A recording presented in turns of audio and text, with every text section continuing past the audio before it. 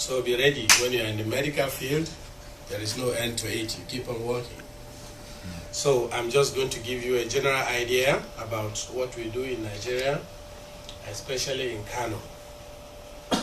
I'm going to talk about the country profile, about Nigeria. I'll talk about the Ekwa Eye Hospital in Kano, where I work, and then I'll talk about the challenges. I'm sure some of you know about this. Is the map of Africa. Nigeria is there. It's on the west coast of Africa. This is North Africa, and then the Middle East before you go all the way to come to Korea. It's about 9 hours of flight from here, from somewhere in Doha, 9 hours to come here. Sorry. So this is Nigeria, and Kano is up there in the north of Nigeria. That is where I work. The population of Nigeria is about 160 million now. We have a lifespan of only about 50 years. So in Nigeria, I've already crossed the, if I live longer now, it's extra. Our under 5 mortality rate is very high, 155 per million. Maternal mortality is very high, 535 per 100,000. That's very bad. The prevalence of blindness above the age of 40, men and women above the age of 40 years, is 4.2%. Wow. All ages together is 0.78. In Kano, it's about 1%. And the leading causes of blindness, cataract, glaucoma, uncorrected aphakia, and refractive error, and the rest. Now, Nigeria is only about 2.8% of the world population, but it carries 10% of the burden of the world's diseases. That is quite high. And Nigeria's burden of eye diseases is like this. As of 2007, when the National Blindness Survey was conducted, we had about 1 million people blind. Now it's about 1.5. Another 3 million or 3.5 million are vision impaired. The odds of getting blind is 3 times higher in Kano, where I work, compared to the south of the country. Cataract is a major cause. We had a backlog of nearly 500,000 of people who are blind with cataract. I'll be showing you shortly how they look like. Almost half of the cataract blind surgeries are being done by herbalists because there are no surgeons, not enough surgeons for them to do, or even when it is available, they can't afford it. They are very poor. That survey found that 66% of the blindness, all the blindness in Nigeria was preventable. We found now that onchocerciasis is no longer a problem in Nigeria after the WHO intervention.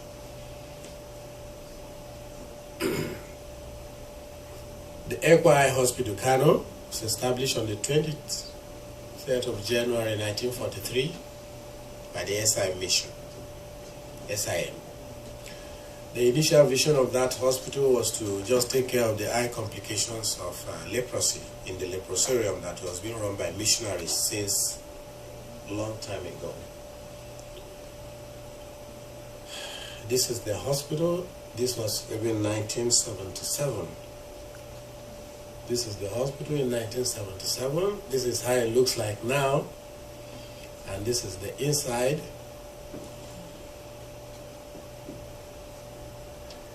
The hospital today has 178 beds. It runs an outpatient optical laboratory, pharmacy, and we do surgeries.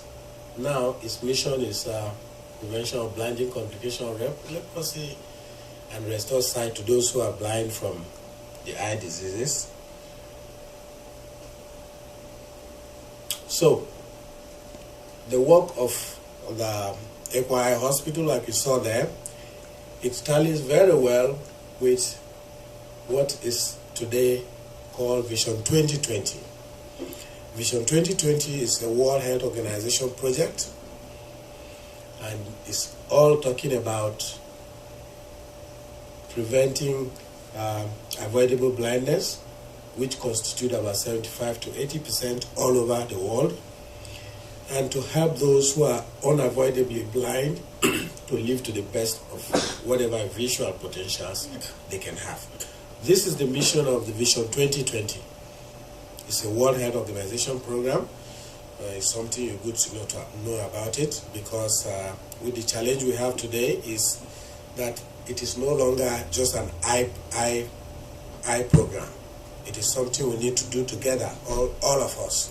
Everybody in health practice, we need to work together.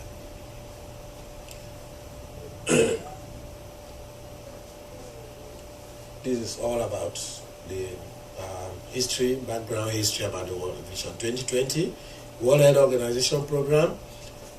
The International Agency for Prevention of Blindness, voluntary organizations and governments came together in 1999 and the year 2020 was set as a target year when all the avoidable blindness in the world would have been eliminated, and the facilities will be available to every citizen of the world to have a good vision. That is why they call it Vision 2020, because the 2020 is a target year. Now, why is the work of Ekwa Hospital Vision 2020 important?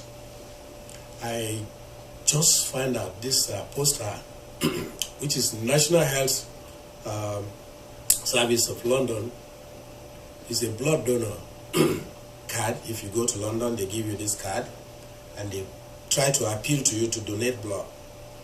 And the reason is they say that some things are too important to ignore. And one of those things is giving blood. Because this ambulance broke down, and these people, they couldn't ignore it, because they know that this ambulance is very important. It's a blood donation ambulance.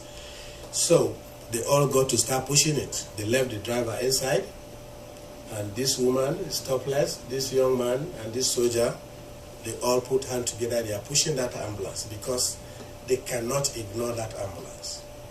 So also the work of Vision 2020. Blindness is so serious that we cannot ignore it. That is why the work of Vision 2020 and the work we do at Ekwa Hospital Kano is very important. Now you recall that I read to you some minutes ago about the blindness statistics of Nigeria, and I told you the main goal of Vision 2020. This is why the work of prevention of blindness is important. If you had this type of statistics in your country, you have to take them serious. Now, blindness prevention programs. These are very, very recent pictures. This man is blind from cataract. And then he's being brought by his son, and these are his eyes. He's totally blind, he can't do anything until they have it removed. This is another woman. We are up in the north of Nigeria, and these patients are coming from Chad and Niger Republic, another country. They come all the way to Nigeria because they want to come and have their cataract removed so they can have their vision restored again. This is another man. See his eyes. This is his son. He's leading you with a stick. This is just my house. And these are his eyes. This is a common sight in Kano. This woman is blind, and that girl is not taking her to the hospital. They go to the street to go and beg, and they are returning home in the evening. So that little girl cannot go to school because she has to take this woman around to go begging, and it's a lot of problem to society. This is another man who has been like this for years. Again, his son has to leave school brought him to the hospital just 2 weeks ago before I came here. This is my auntie, and it's not just cataract. I was called that she cannot see, and I went to see it. Maybe it's cataract or something I can remove. And when I got there, I saw that she had a very advanced glaucoma, which is beyond operation already. As you can see, she's blind. This is my brother's wife that is holding her, and this is her grandson that is holding her, and another hand is holding him there. I didn't take this picture with this. It was when I was looking at this, I saw that this chain of hands, this is how the Nigerian and African community is. What affects one person, it affects all the others. So she is blind, but this teacher cannot go to work, this one, and the one behind, and everybody is affected. So it affects the economy a lot. It's not only limited to men. This is a child. This one is blind from complications of measles. And this child, she could talk very well. When I asked her to open her eyes, she used her own hands to open her eyes for me, hoping that we could do something to make her see again. Sometimes very pathetic.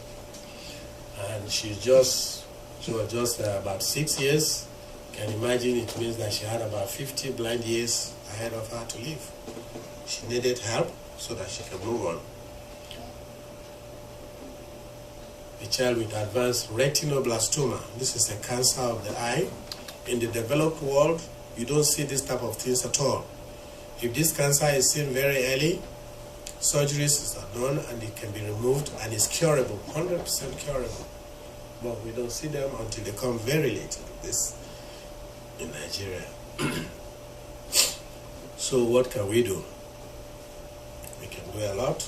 Kano, like I told you, we have a 170-bed facility. We perform about 10,000 surgeries annually. There are 4 of us.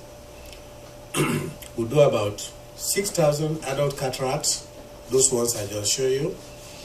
We do about 280 pediatric cataracts in a year, and about 500 of glaucoma surgeries. This is the frontage of our hospital. This is how it looks like early in the morning. They come to cure because they can get cards. At this level of performance, we are still the highest output eye care services in Nigeria on the West Coast, because most of the government facilities are not working. They are only relying on the mission hospitals. So there's a lot of expectations on the mission, the loss of pressure. This is a busy outpatient department. See, they're trying to sort out cards. This family, this is a family of 10. This woman has 10 children. 4 of these out of the 10 children have congenital cataracts in their both eyes.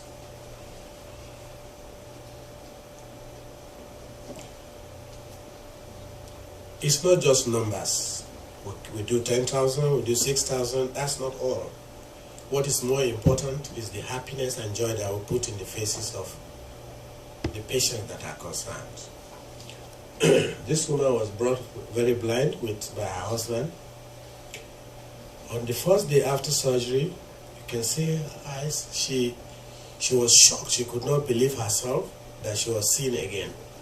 So what she was doing, she started crying. It's very touching. Even when we were raising hands, can you see my fingers? She was counting the fingers. She was still crying. This is the man I showed you his picture earlier. On the first day after surgery, she could see, could close hands. And this is him, we are discharging him. She's waving us goodbye when she was leaving the hospital. It can be very, very satisfying. By treating him, we've saved, see his 2 children. They are all grown up. They had to leave their work. So when you do that, you save the man hours for the other gentlemen who had to go to work or who had to leave their work in order to take care of him.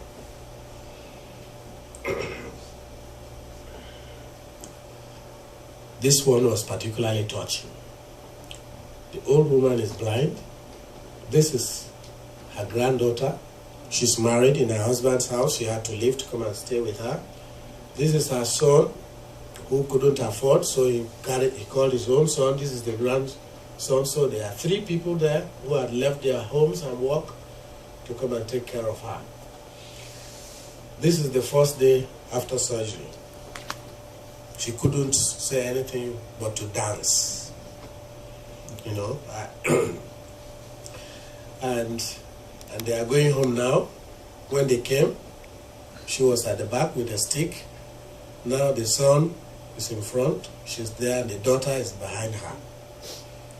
It's very, it's very satisfying, even for us as individuals, when you do this kind of work. But we can do much more, and we need a lot of support and help from people to do much more, because all of those things you are seeing is not enough, because there are so many people who need it, who can't even come to the hospital. So in the recent years, the Standard Chartered Bank introduced a program called Seeing is Believing. The Standard Chartered Bank is donated to Empire Hospital, so we use this bus and go to the villages and take those who cannot come to the hospital because they don't have money to even come to the hospital. So bring them to the hospital and do surgeries on their eyes. Before the Standard Chartered Bank came, we were doing our annual cataract surgery was about 2,194 and 150 children. But since the Standard Chartered Bank, 2 years now, our surgeries rose to 6,000. So it means with support and effort, we can do much more. On a typical day when we call for free surgeries, the place is always full. This is to tell you that it is because most of them are blind because they cannot afford the cost of the surgery. And those figures I told you, they are real. This is a typical day, like we call them on Saturday, and then we select like maybe 150 or 200. And all the 4 of us surgeons, we just take a Sunday. This was on a Sunday. And then we clear those cases, and the next morning, we put them in the bus and take them back to the villages. This is early morning after the surgery. We open their eyes and then we discharge them.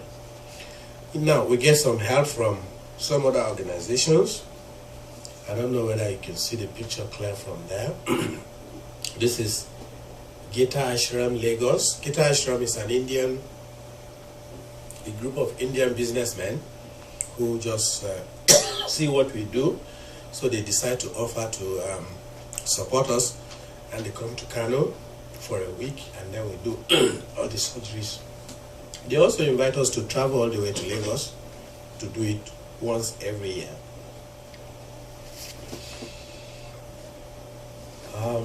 There are some other local organizations. This is Mayana Foundation. It's a Nigerian. There's a retired civil servant who goes to the government and tell them, look, these people are working.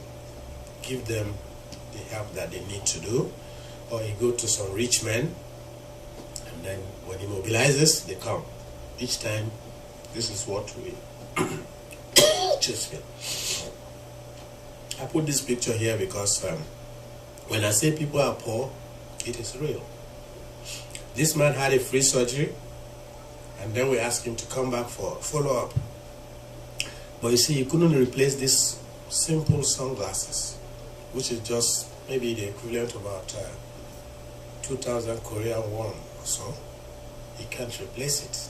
At the back of it was tied with rags. It is real. This is one of the challenges that we have. The people have the problems. They are too poor. They can't afford to take care of themselves. We need to do much more also in the areas of retinoblastoma, it's cancer of the eye.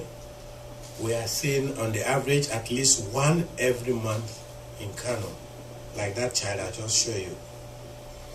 Again, diabetic retinopathy, which is the reason why I've come here, because we are too busy with this, and then a lot of educated people who have diabetes because they are living Western style life and eating a lot of sugar and butter and meat.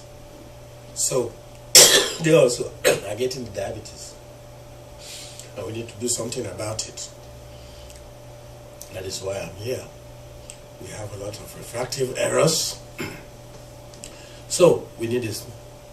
It needs the help in areas of training in these subspecialties: pediatric, retina, even cosmetic surgeries, rehabilitation.